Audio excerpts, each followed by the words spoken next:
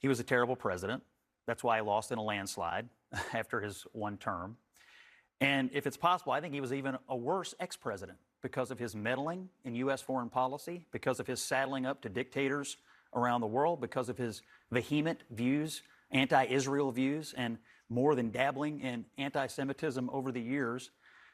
He often vexed Democrats. Obama didn't even have him speak at his '08 convention. He put Bill Clinton in a terrible foreign policy box on a North Korea nuclear issue.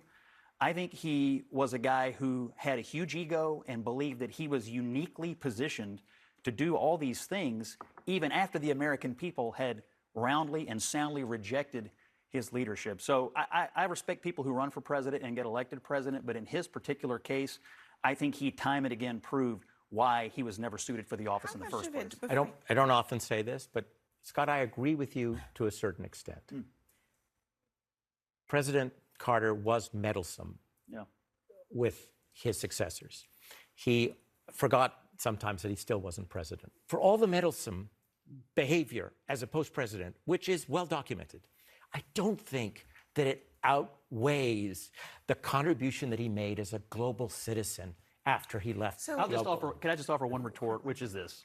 In the run-up to the Persian Gulf War, he wrote letters I know about this, to all of our allies and to Arab states, asking them to abandon their cooperation and coalition with the United States of America.